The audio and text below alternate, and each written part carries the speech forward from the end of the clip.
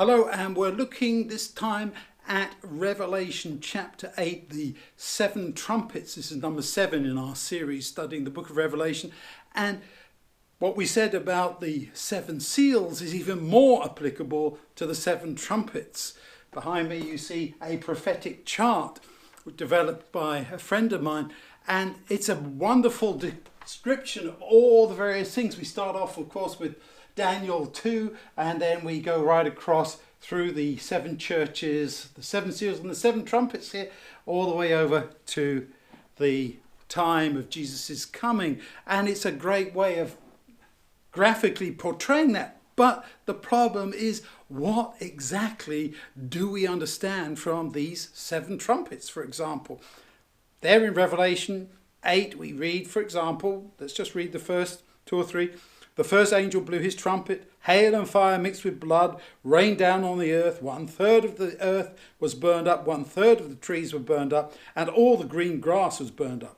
Second angel blew his trumpet. Something looking like a huge mountain of flaming fire was thrown into the sea. 1/3 of the sea turned to blood, and 1/3 of the creatures that lived in the sea died, and 1/3 of all ships were destroyed. The third angel blew his trumpet. A great star fell from heaven, blazing brightly. It fell on 1/3 of the rivers and springs of water, and so on. Again, symbols, images of disaster. But what do they specifically mean? Well, I found this article in Ministry Magazine, January 2012, if you want to look it up. And there you have all the way across various interpreters and what they think of the various trumpets and their descriptions of numbers 1 to 7. You have Uriah Smith, Thiele, Naden, Mervyn Maxwell, Bill Shea, Pauline Lavrendell and Stefanovic, and then Trier at the end. And there is some agreement between some of them, but some are not. And so, for example, let's just pick this up. The third trumpet, just picking that one rather at random. Uriah Smith, this was the attack of the Huns against Rome. Bill Shea and Pauline et al. Are the apostasy of the Christian church. Then you have the fall of Western Rome. Well, no, it's the darkness of the Middle Ages.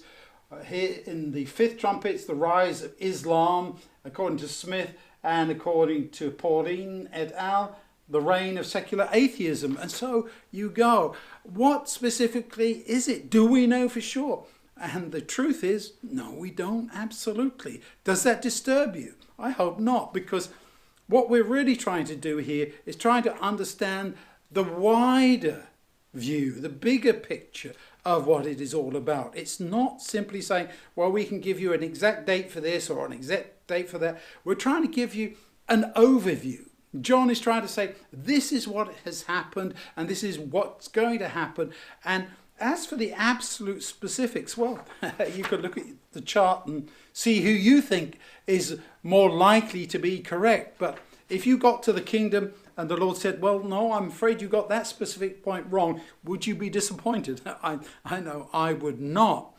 So the trumpet sound, where does that sound come from? Who is blowing the trumpets? It's angels. It's the announcements of God. It's the judgments. It's the problems of this earth. It's the results of sin. And that really is what I think I should take away from this. And I'd like you to do so too, that the 7 trumpets are descriptions of how bad it really gets when the sin and the way in which God has to remove it, even though we have all those judgments, if you want to call it that, on the earth, people don't respond. And we'll see that later in Revelation, that even under the direst consequence, people refuse to come and worship the Lord. And that is very much against the nature of mankind, of who we are. You would expect people to respond at least, but no, there's no response, and God is demonstrating that whatever he does, there's not going to be any change in the way that these people think. And I think that that is really what we have to try and understand from all of this in Revelation that God is trying to show us. This is the end of the great controversy. He can bring it to a conclusion because people have fundamentally made up their minds for all eternity, despite all the situation around them, so that he can at last say, it's ended. All this is finished, and now I can make all things new. Let's hold on to that thought as we study this week.